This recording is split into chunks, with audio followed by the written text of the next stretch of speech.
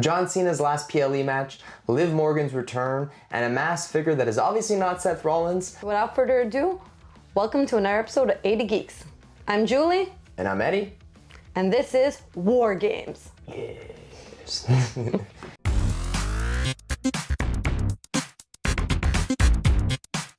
Alright, so let's dive into it with, featuring our little baby girl. 4 letters, 1 word. Cute! Alright, so without further ado, let's start off with the female War Games match. What did you think? I was trying to figure out what was going on because it was the first one I watched, so... Yeah. Same. This is the first Survivor Series War Games for both of us, so... Yeah, so I found it got good once the match started. I was like, oh, okay, this is cool. It made sense why there was 2 rings for the space and everything. And I thought it was I still don't agree with the 2 rings, but... Well, you need more space. You're gonna be stepping on, and it gives people a break from all the crazy stuff. I guess, but what I found was that it just divided the attention too much, so it looked empty a lot of the times. Whereas in a Royal Rumble, there's so much going on that if people are kind of taking their time and doing their little things to kind of bide that time, it goes a little less noticed. Whereas this one, for example, we're jumping ahead a little bit, but to the men's War Games match, I literally saw Cody Rhodes low blow someone twice, and they did it once, and they're like, cut away. And then again, either he was holding it there, I think it was a kick, whatever it was. He was either holding it there or he had to do it again for the camera, which was kind of weird. And also feel bad for that dude's balls. I just thought maybe it gives the wrestlers some breathing room, and also if... I agree in concept. If Io Sky is supposed to be jumping off a thing, you want some of the other opponents out of harm's way. Just logistically it made sense, and I thought like I said, once all 10 females were there, I thought it was really good. Becky Lynch, MVP, I just love her. She's amazing. I didn't like how it ended, where she was trying to leave the cage, and the next thing that happened was submission. But obviously she was gonna submit. It was predictable because she tried to escape. I agree, but it was very on brand with Becky. So yeah, that's true. That's fair. That's absolutely fair. Definitely on brand with Becky. AJ Lee kind of not really too prominent in this match, but the 2 I think standouts from this match are Io Sky obviously. And it was nice, and it was nice to see her, I guess, because it was her big. She killed it. I thought since even the other stuff that she was doing just leading up to this, every time she hits someone, it looks really legit. Yeah. She really sells well. Yeah. I'm super excited to see her future. I think because she's still a rookie and compared to others, it made sense to put her last and everything, and it made it more big. She feel like a rookie though. She felt like she fit in big time. Yeah. So congrats to her. And she's engaged. Oh yeah, congratulations. Yeah, Trick. Congrats as well. Io's garbage can spot, that was nice to actually finally witness one live for a change, right? Yep. We've seen it online and we've seen the reels and stuff like that, so that was really cool. And then outside of that, I think that what I found out actually was that previously in every other Survivor Series, they actually all started in the ring, but they were in a cage, kind of like Elimination Chamber. Oh, okay, nice. I think that would have been a lot better. Because it would have given something, in the same way that I was saying the Royal Rumble with everybody, with all the things happening and whatnot, it's a nice distraction from the lulls in a lot of people's things. I think that would have been a great moment for the camera to just focus in on the people in the cage while those random, it's just so weird leading up to it, where the match hasn't started, but I don't know. I wasn't a big fan of that. I think they should go back. I thought it was weird, and I didn't enjoy the in wrestling so much before everyone came out, but at least it was it had that anticipation of hearing the person's music before they come out, so that part was the most excited until the actual wrestling got on its way.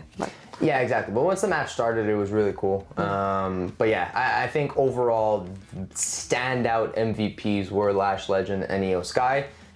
Super shout out to Io Sky for almost botching it and then figuring out a way to fix that. That was so sick when she jumped from one turnbuckle to one ropes to another rope, slipped. Then still managed to jump and do a tackle instead of a cross. She is the best female wrestler. Yeah, she's so good. Or wrestler. Oh my god. Yeah, exactly. Even in general, I think there's a lot of the female talent can go toe to toe with the men's talent. 100% for sure. I don't really like what they've been doing with her so far. Rhea Ripley also was kind of meh. But I'm really, really, really happy with Io Sky and Lash Legend. The rest, yeah, I didn't give a shit about like the story. Oh, go. Alexa Bliss, honorable third. Alexa Bliss. Yeah, she did really good too. Yeah, and her outfit was sick. Yeah. Everyone's outfit was pretty dope. Yeah, exactly. And Charlotte Flair just looks like she's always having a good time now, which isn't a bad thing. But you know, maybe in this match I would have liked a little bit more like aggression out of her, I guess, or something. I don't know. I mean, if apparently she had more beef with like what's her name, Rhea Ripley before, so like. Yeah, the lead up was a bit weird. I agree. Like I wasn't on board with that, but I think like with everybody talking about it online and stuff about how the lead up just wasn't there to any of these rivalries and things. No. I was just like, it doesn't matter. Just like an all-star lineup, it's kind of cool, you know. But I think I felt it more when it was in the ring. I felt that there weren't any real rivalries going on, and even the rivalries that were there between like AJ and Becky didn't really get shown much. It was more about like a spectacle as opposed to a good storyline. Yeah. But That's it. All right, moving on to the next match. Definitely the highlight of the entire event for me was John Cena's last PLE match against Dominik Mysterio. So good. And I called, as soon as I saw it, like for the reasons were totally incorrect, but as soon as the females were walking with Dom, like, Liv comes back tonight. I thought it was awesome to see all of Judgment Day get in the ring and like especially the women doing their moves on John Cena. That was sick. And Julie and I had a little bit of debate. I put out a poll. The poll was 60-40. We didn't need a poll. Like, we needed a poll. No, we didn't. I don't care. I have seen every single. I've watched the reviews online of Survivor Series War Games, and everybody agrees with Julie. And I am standing 10 toes down on. I think that was real. Dominik Mysterio was worried about actually getting injured. It was a bad fall. And the reason I'm saying that is because you can also tell by John Cena's footing that he was kind of off on his right foot. His right foot kind of like, he almost twisted his ankle, rolled his ankle a little bit.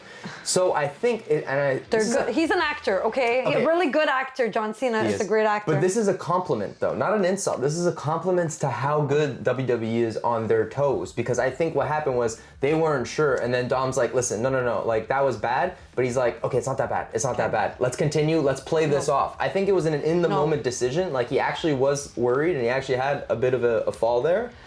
And then afterwards, they're like, no, let's keep it going, let's keep it moving, because this is John Cena's last match. So he might, I don't know. Okay. If he wasn't wearing a jacket all the time, I think you probably would have saw some tape on his shoulders in the future. I disagree. Every time there was a real injury, like Liv Morgan, for instance, it always cuts to commercial. Every time someone's seriously injured, it goes like they just stop the match or goes to commercial, or there was just too much going on, and no one really seemed. Like they seemed like they were like I don't know. I call them like Dominik Mysterio would try anything, and then especially when the girls were doing the moves, I'm like, this is not like a fun little spectacle commercial break. This is like, do you trust Dominik Mysterio? There was too much of a lull. There was too much of a lull. I think that it was not planned. I think the rest of it was all planned with the girls getting in the ring, with the guys getting in the ring, with Liv Morgan coming. I think that was all planned. And Dom didn't want to let that go to waste, and also he realized his injury wasn't that bad and he was actually able to continue. Then why was John Cena attacking his shoulder then, like after? Because then they were leaning into it. That's what I'm saying. Like even with the ref, like not counting his pinfall and stuff like that, they were leaning into it afterwards to kind of make it look like it was all planned.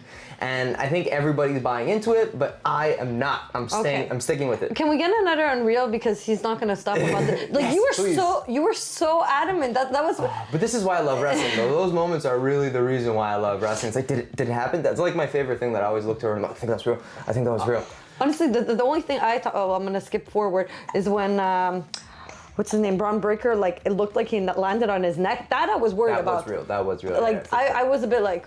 Ugh, like that one I wasn't sure about. Yeah, I'm happy he's okay. But Dominik, like it's like the boy who cried wolf. Like even if he did, like no one would believe him. Yeah, he'd have like an arm dangling off of his shoulder and be like, that's fake, come on Dom, sell it better. But no, I really honestly think that he actually got, it was a bad fall. I don't think he actually got crazy injured or even injured to any real degree, but I think it was a bad fall. It was really hurting. He wanted to check to make sure. You think so? Do you agree with me or do you agree with Mama? And also, what's the chances a second Hurricane Rorada when it happened with was the Penta? Yeah. Like what's like? Well, but I mean like literally the day after, so that's why people think it's real. Like, oh my gosh, that move's so dangerous. It's in the exact same spot it happened last time. Like it was just too perfect. I'm sorry. Like fair enough, but I think it is a testament to how good WWE is on their toes rather than planned out. And they ran with it. They got the ref involved because the ref's the one with the earpiece. Don't forget. So he communicated to everybody, we're gonna run this like it was always planned. Boom. Okay. And that's Okay. it. Anyways, that was awesome. Liv Morgan's return. Yeah. Let's talk about it. Like, yeah, I at first I'm like, okay, she's slapping him. But then as soon as she jumped on John Cena, I was like, let's go. Really, shout out to her crazy eyes. Those are some crazy eyes. Yeah. Beautiful eyes, but crazy, beautiful. She is also now an actor. So. Yeah, that's true. That's true. After in the post-show, she's like, "You see that acting? See that acting?" Yeah. She was all into it. Speaking of the post-show, I have something that you're gonna like to hear.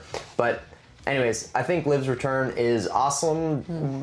I don't really like the slap in the face to Dom. Why else would she get so close to his nuts? It made sense, like to make it seem like, oh my God, what's going on here? There's a fight. He's off his guard. Then she could get close and like. Yeah, I don't know. I think it could have been done better. I'm super happy that Liv's back. I'm happy that she came back to help Dom. I think reigniting them is awesome. I think that there was been a little bit too much, is he not going to, with the Judgment Day? Like, are they breaking up? Are they not breaking up? Are they friends? Are they not friends? There's been a little bit too much of that for it to just go back to status quo, so I think there's definitely going to be some fallouts in the near future. But overall, this was hands down the best match, even outside of what I think was real, what she thinks was planned. I think that just featuring the entire Judgment Day was a pro choice. And it makes sense. Like, that's how many people it takes to take down John Cena. Yeah. Also, it just puts them all over, right? Like, it's such a cool way to have his last PLE match in such a big way at a big event, it was awesome. Right? So really, really cool. Shout out to John Cena as well. Way to just crush it in this last bit. Like, you've just been killing it. I can't wait for main event. And anyways, moving on to my least favorite match of the night. Yeah, by far the least favorite. I have some good things to say about it, but it was my least favorite. Yeah, I thought it was Nikki Bella since her return, her best match. So 100% agree. But it was still like, compared to like past matches I've seen with like Stephanie, like. Towards the end, like, you know, she did it like the corkscrew was just so beautiful. Like, that's so sick. There was like great moments through it, but like,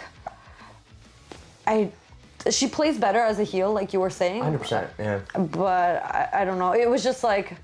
I think it was just less exciting. Maybe just because it was following the John Cena match. That too. It's tough. But I think that there's this term called ring rust, and I think that Nikki Bella, since this is her first time fighting as a heel, works so much better as a heel. I think she's much more used to wrestling in that form. Yeah. And I think there was just a little bit of ring rust as a heel, but I think definitely this should be the way they move forward. But I think it's also to do with the fact that that whole thing was just kind of like, okay, we're making her heel. She backstabbed her. She was her friend for a long time. I don't know. It just didn't. Well, yeah, a long time. Like, it's wrestling. Everything feels like a long time, even if it's 2 weeks, because there's so much of it. But also, Vaquer hasn't been so prominent too, so it kind of. Yeah, I just feel like she's a champion. You know, like. Yeah, it felt like a filler. Yeah, like I feel like they don't know what they're like. She doesn't really fit into every storyline, but she could fit in all of them, kind of thing. Yeah, exactly. Moving on to the last match, we just did a little hot potato here. Moving on to the last match, men's war game match. Yeah, it had some solid moments. Like better than the girls. Better than the girls, yeah. Like, it was funny when they actually like. Run it back. That was funny. That was funny, and honestly, I felt maybe, that was for that reason as well, but they did a better time with that dead air at the beginning, and I thought what Brock Lesnar did was really innovative, where he's like, oh, match hasn't started, I'm going to go face him right away, and he took him head on. At first, I wasn't sure how I felt about it, but I was like, oh no, this was really cool. And one thing that I didn't like was that they repeated the same thing. It led to something incredible, so I'm going to get there, but how they repeated, like, Drew McIntyre held the cage, and in the girls' match, they literally just held the door to the cage. Oh, yeah. And they just done that in the girls' match, too, and I was like, okay, like, are you going to do the same gimmick twice? But the way that Cody Rhodes did it, right, to go up and then did a crossbody slam, that was insane. From the top ropes, from the top of the cage, like, that's nuts. Yeah, and he got a beating, like, he was, like, the most banged up. Oh, no, don't forget, CM Punk was bleeding. No, it was. No, CM Punk was like super bloody. Oh, okay, they both were though. Yeah. His eyes, anyways. Oh, yeah, I was gonna move on to like the Usos, like really like it felt like the only people really, really consistently working as a pair, which makes sense because they probably have the most experience. Whereas other ones, it was just like, ooh, they're working together. Ooh, are they gonna hit each other? Like it was like kind of like a song and dance. And I think, I'm not sure yet, but I think that Jay is realizing, hey, I don't need to be Jey Uso. We need to be the next Dudleys and the next Hardys and the next, you know what I mean? Like, no, we're not gonna be Edge and Christian where they break up and have singles runs and stuff like that. We should just stick to being that, because they did a tribute, and it was weird because like they called it the D1 instead of the D3, which is one picks him up and then the other one does the stunner essentially. And they called out the fact that it was a tribute to the Dudleys. I'm like, did you need to say that it was a tribute to the Dudleys? Like, I guess they were the first ones to do it and whatnot, but it didn't. I don't know. It just felt like that was them saying, hey, we get it. They're an elite, highest level tag team. We should just lean into the fact that they're an elite level tag team. And it works, like, it just works so well. Like, I get it. They want to, you know, sometimes do their own thing just to keep it fresh. But it was just like, I really felt the essence of them, like, you know, just as a tag? Yeah. Like, it was really nice. It's perfect. They have the best, obviously they're brothers, they have amazing chemistry and stuff like that. Twins. Yeah, so it was really good. So shout out to the Usos, shout out to Cody Rhodes and Io Sky for doing the 2 off the cage spots that night. 2 of their best doing it as well, which is nuts. I mean, you expect it from Io because she's always done it, but I can't believe Cody did it. It still blows my mind. Like, he's the guy.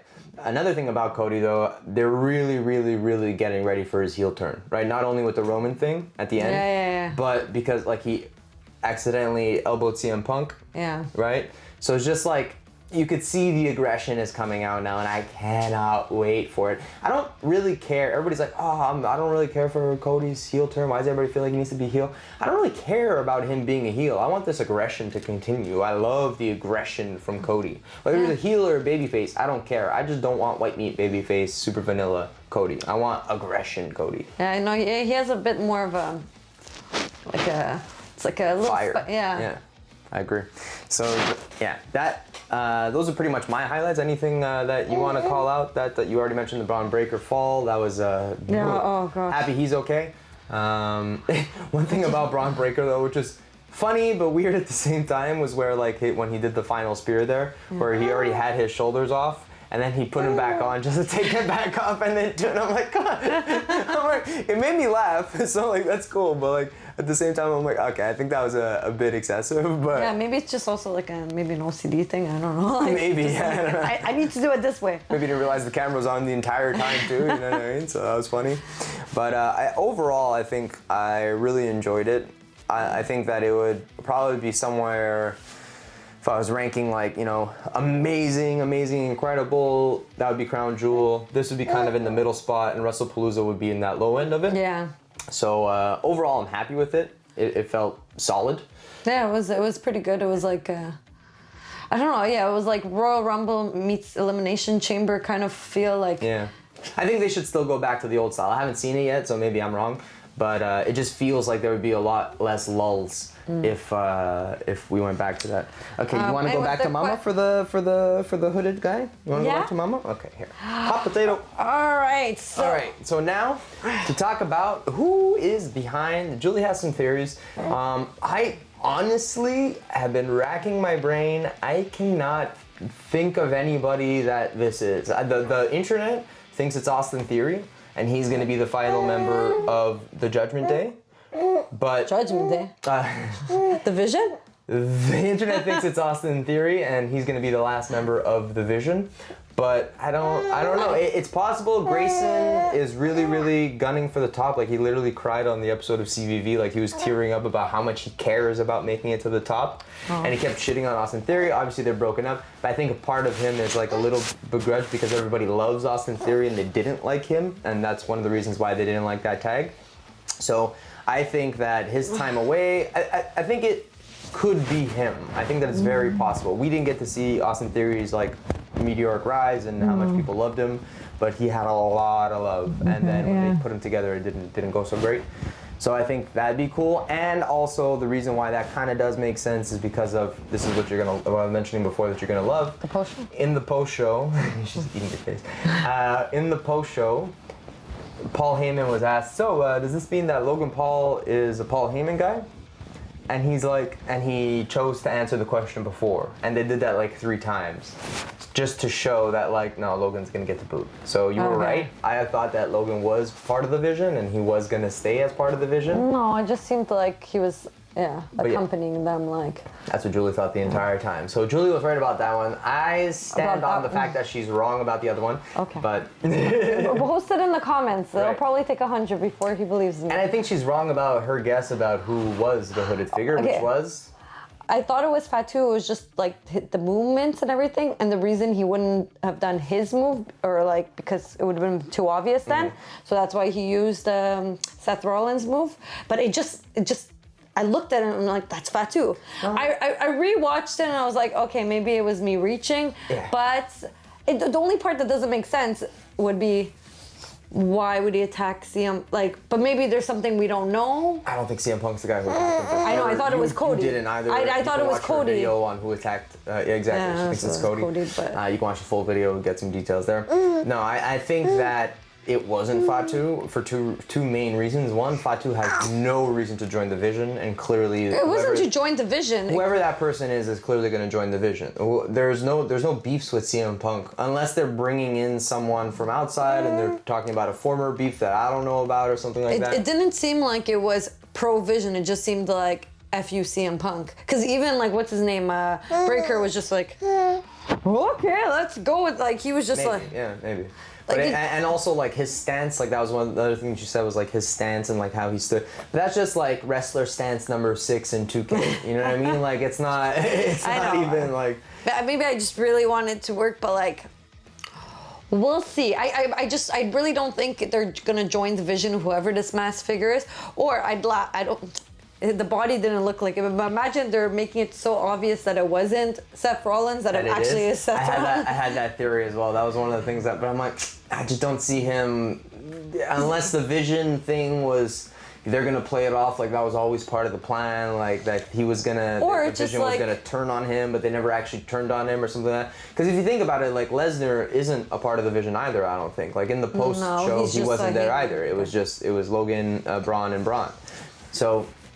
I don't know anyone who hates CM Punk as much as Seth Rollins, and maybe it's also to get their guard down, like, oh, I'm just gonna screw over him because he's my arch enemy, but not make him think that he's coming for them. Yeah. But I think because of the fact that they didn't show his face, I think they're kind of leaving it open. So I think maybe because nobody believes that it's Seth Rollins, I think it might actually be a good thing to make it Seth Rollins. Or nobody thinks it's Fatu, but it could be Fatu. It's not gonna be Fatu. Anyways, let us know what you think in the comments. Help us settle a debate about, was it a work or was it not a work with Dom Mysterio? What did you think about Liv's return? Are you looking forward to seeing what happens with the Judgment Day after this? So many things to talk about, so bring it to the comments. Let's have a chat. And until next time, keep it geeky.